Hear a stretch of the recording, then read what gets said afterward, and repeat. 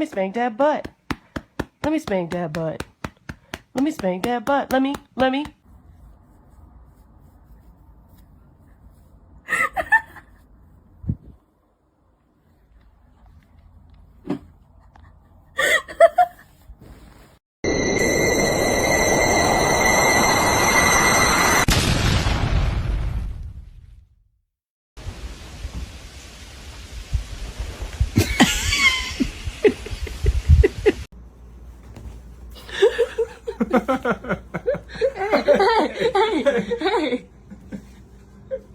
Oi, go.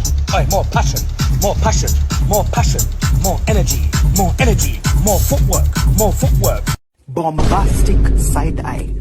Criminal.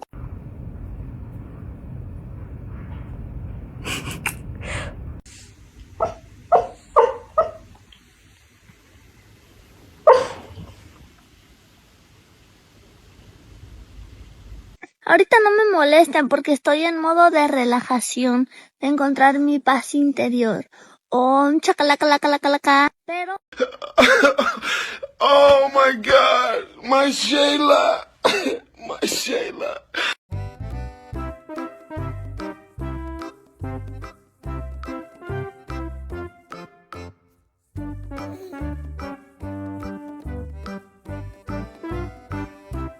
Who's gonna go swimming? You ready to go in the pool? Are you ready? Oh!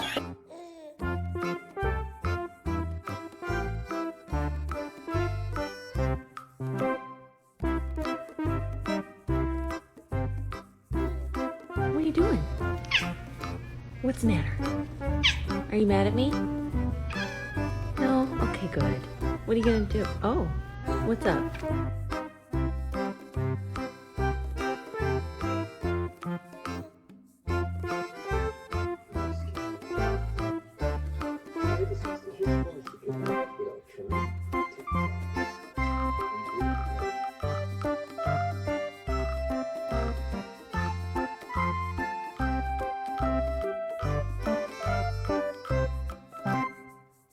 Ma'am, that is not ladylike.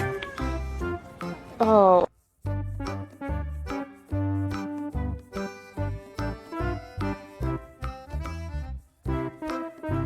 She's actually making a snowball.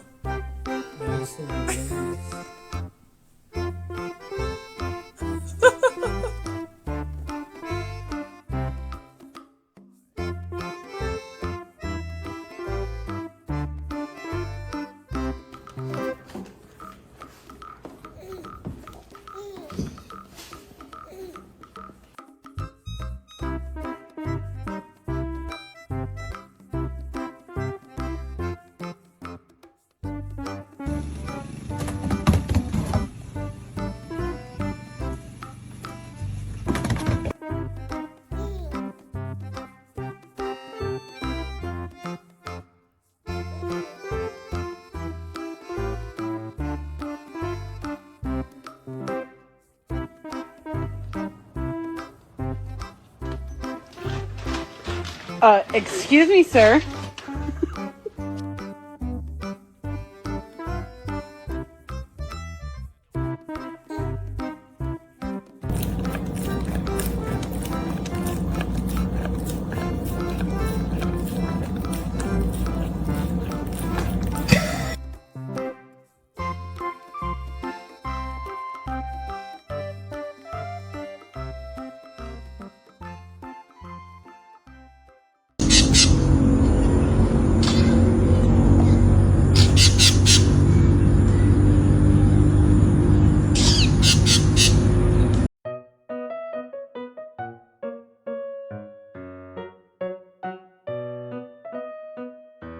Mushroom.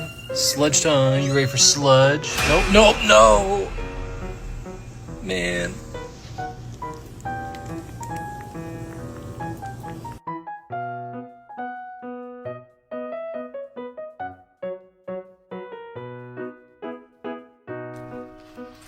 这猫会打狗，我操！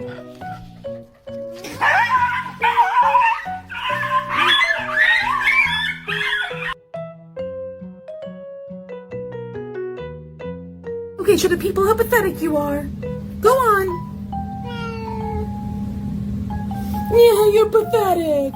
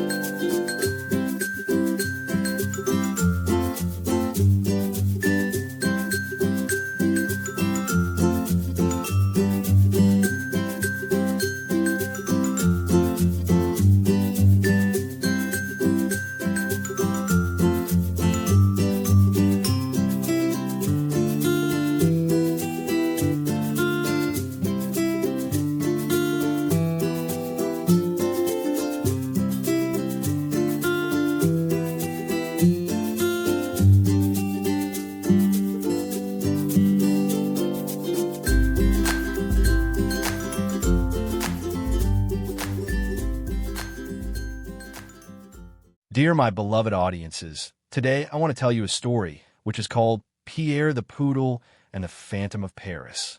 Pierre was not just a poodle.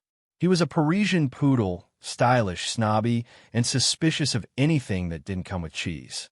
He lived with Madame Claudette, an eccentric former opera singer who still wore velvet gloves and addressed everyone as darling, including pigeons. Pierre's days were filled with pastries, naps on silk cushions, and barking at tourists from the balcony of their apartment near Montmartre. Life was très magnifique, until the ghost arrived. It began with a baguette. Madame Claudette had just brought home a fresh loaf from Boulangerie Jacques when Pierre noticed something strange. The bread was floating. At first, he assumed it was just one of those new French food trends. But when the baguette started spinning in midair and slapped Claudette in the face before vanishing into thin air, he knew something was terribly wrong. Mon Dieu! Claudette shrieked. The phantom is back. Pierre blinked. Back. Over the next few days, things got weirder. Croissants vanished. Cheese rearranged itself into cryptic messages like "Get out" and "No more goat beer." At night, ghostly accordion music drifted through the halls, even though no one in the building played accordion. The ghost had taste, but terrible timing. Claudette, ever dramatic, fainted every evening at exactly 6:15. Pierre had had enough. He wasn't just a poodle. He was Pierre, and Pierre had a reputation to maintain. He couldn't let a ghost with poor manners ruin his perfect Parisian life. So he launched an investigation. Step 1. Consult the cat. Madame Claudette's neighbor, Madame Du Bois, owned a hairless cat named Maurice who claimed to know everything about the building.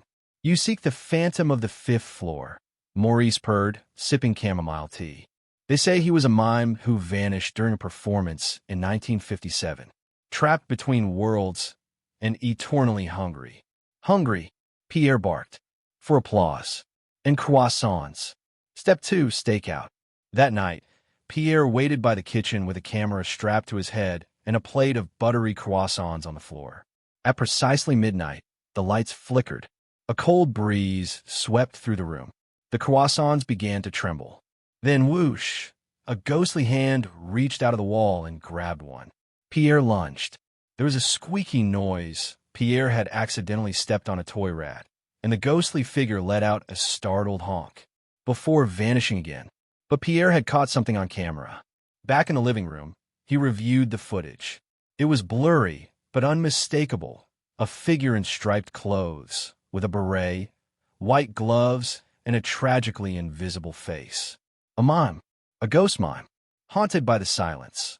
Maurice meowed, watching over his shoulder. Step 3, confrontation.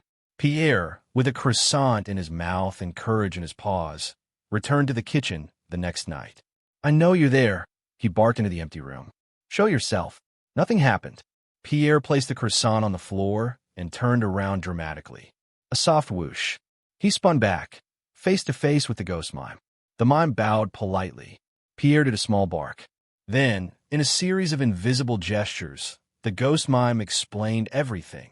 He had died during a tragic interpretive performance of Man Trapped in a Giant Invisible Cheese and had been stuck haunting the building ever since. All he wanted was one final standing ovation and maybe a pane of chocolate. Pierre tilted his head. What could he do? That's when inspiration struck. Step 4, the comeback performance. The next evening, Pierre organized a show in the courtyard. Madame Claudette pulled out her old opera stage lights. Maurice handled sound, mostly jazz purring. The neighborhood cats, dogs, and even a few intrigued pigeons gathered. At 8 o'clock sharp, the ghost mime appeared, floating onto the makeshift stage in striped, ghostly fashion. For 15 glorious minutes, he mimed climbing an Eiffel Tower made of cheese, escaping a baguette avalanche, and getting stuck in an invisible beret store. The crowd was spellbound. Even Pierre clapped his paws together. At the end, the ghost mime bowed and began to glow. "Merci," he whispered with a final honk. And then, poof, he vanished, leaving behind a floating note. Au revoir. Keep the cheese warm. From that day on, peace returned to Montmartre. Pierre resumed his normal life, now a local hero. Madame Claudette wrote a musical about the experience, though it was mostly her screaming ghost in high C. And the croissants never floated again. But every now and then, late at night, Pierre would hear the faint sound of an invisible accordion and smile. The end. If you like this video, please leave a like and a subscribe. It will really help our channel grow. But if you don't like it, then just skip it and don't forget to check out our other videos. Thank you very much and goodbye.